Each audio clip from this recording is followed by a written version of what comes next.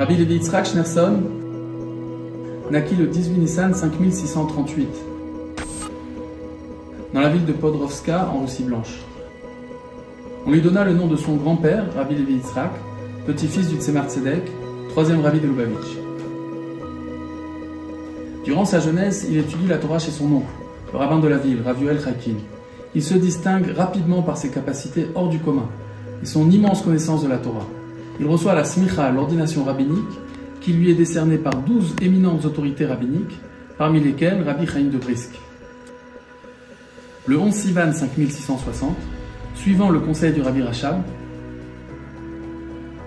il épouse la rabbinite Rana, fille du Gaon Rabbi Meir Shlomo Yanovsky, Rav de Nikolaïev. Après son mariage, il se consacre à l'étude de la Torah. Il avait l'habitude d'étudier 18 heures par jour et n'allait dormir qu'à 5 heures du matin, après avoir lu le schéma du matin avec les tefilines. À 9 heures, il avait déjà prié avec la communauté. C'est durant cette période que naquit leur fils aîné, le Rabbi Menachem Mendel Schneerson, le 11 Nissan 5662. Il deviendrait plus tard le Rabbi de Lubavitch. En fervent chassid de Rabbi Shalom Dovber, Rabbi Levi Yitzhak participa activement à chaque réunion concernant la vie juive et communautaire. Lors de la guerre opposant la Russie au Japon, il envoya de la matzah shmura à tous les soldats juifs partis au front. À la demande du Rabbi Rachab, le Rabbi Levi Yitzhak s'investit avec beaucoup d'abnégation lors du jugement de l'affaire Beilis, en prenant part à la documentation et à la préparation de la défense. Rabbi Levi Yitzhak accéda à la fonction de Rav à l'âge de 32 ans. Il devint le Rav de Yekaterinoslav, actuellement Dniepropetrovsk. Avec la montée du communisme, la pratique du judaïsme devenait de plus en plus difficile. Rabbi Levi Yitzhak, conscient de ses responsabilités, fit preuve de la plus grande vigueur, faisant face courageusement au plus grand danger. Nombreuses sont les histoires qui reflètent la personnalité exceptionnelle de Rabbi Levi Yitzhak. Il organisa des mariages, des brit milot. Il construisit des mikvaot dans le plus grand secret, malgré la menace des autorités. Chacun de ces actes comportait de terribles dangers. Les autorités l'espionnaient constamment et il risquait à tout moment de se faire arrêter. Le rabbi précédent de Lubavitch, Rabbi Yosef Yitzhak, écrivit à son propos: Rabbi Levi Yitzhak, en plus d'être un génie dans la Torah révélée et d'un savant dans la Kabbale, dans la Chassidut Chabad, était un homme doté d'une crainte de Dieu extraordinaire et de grandes qualités morales. Parmi ses nombreuses qualités, on peut admirer sa grande humilité. Ses amis se référaient à lui par son surnom, Lévik, sans aucun qualificatif, ni Rabbi Levi Yitzhak, ni même Reb Lévik, mais tout simplement Lévik. Il passait aussi de longues heures à rédiger ses explications dans tous les domaines de la Torah.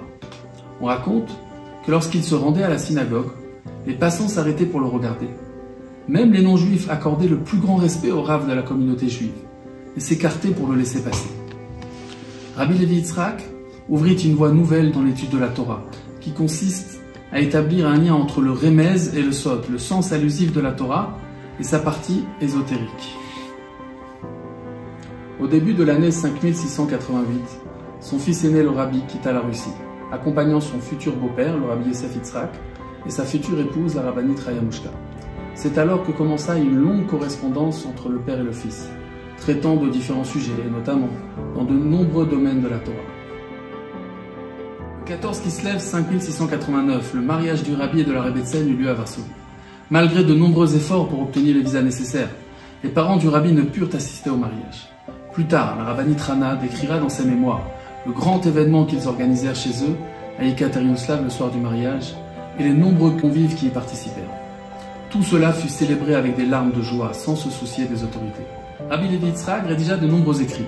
Malheureusement, après avoir été confisqués puis rendus par le gouvernement, on perdit toute trace de leur existence lors de la destruction de la ville par les nazis.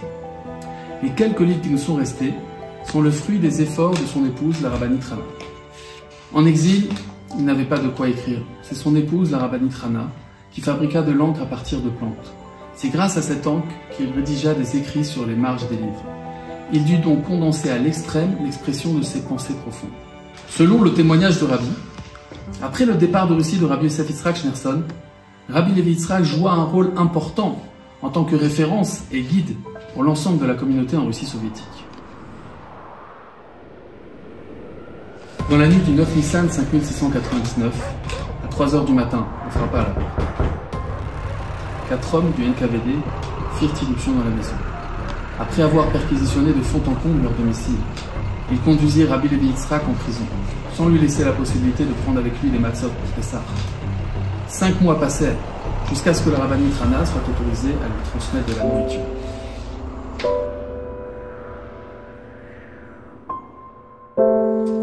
Quelques autres prisonniers juifs racontèrent plus tard le grand courage et la force surhumaine avec laquelle Rabbi Levi Yitzhak fit face à ces enquêteurs. Il fut condamné à 5 ans d'exil dans la ville de Tchiali, au Kazakhstan, au fin fond de l'Est de l'Asie en tant qu'homme dangereux pour la société. Après de nombreux périples, la rabbinite Rana put le rejoindre en exil et elle se dévoua corps et âme pour son mari. À la fin de ces 5 années d'exil, il eut la permission de se rendre à Alma-Ata, où les conditions de vie étaient plus commodes. Malheureusement, sa maladie s'intensifia alors, et il quitta ce monde le 20 Menachem Av 5704. Il fut enterré au cimetière juif d'Alma-Ata. Les chassidim en Russie, suivant le conseil du rabbi, se rendaient souvent sur son tombeau pour prier afin de pouvoir quitter l'URSS. Chaque année encore, de nombreuses personnes se rendent sur le tombeau de Rabbi Levi Yitzhak et viennent honorer sa mémoire. Le rabbi dira plus tard à son propos qu'il n'avait pas seulement risqué sa vie pour le judaïsme, il en avait fait don effectivement. Après le départ de ce monde de son mari, la rabbinite Rana franchit le rideau de fer et arriva à Paris en 1947. Son fils, le rabbi, vint la rejoindre depuis New York. Ils partirent alors ensemble pour New York, où elle vécut paisiblement auprès de son fils. Elle quitta ce monde le 6 Tishri 5725.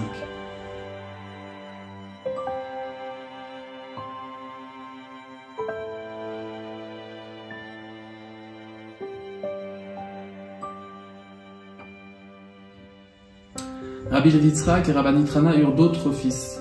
Rabbi Dovber Hashem Yikom Damo, qui fut assassiné par les nazis en 1942. Rabbi Israël Ari Leib, Zichrono Livracha, né le 21 Iyar 5666. Il décéda le 13 Iyar 5712 et repose à Tzfat en Israël. Les écrits de Rabbi Levi Yitzhak furent recueillis peu à peu et édités par le rabbi en 5 volumes, Likutei Levi Yitzhak et Torat Levi Yitzhak.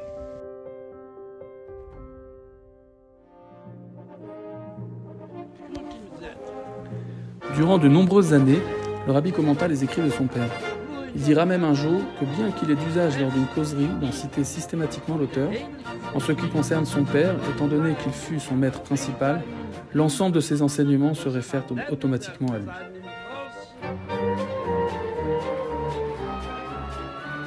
Chaque année, le 20 Menachem Av, le rabbi commémorait le Yartzai de son père, et il nous a demandé de le célébrer à travers l'étude de sa Torah et la diffusion du judaïsme autour de nous. Que Dieu fasse que nous retrouvions l'intégralité de ses écrits avec la venue de Mashiach.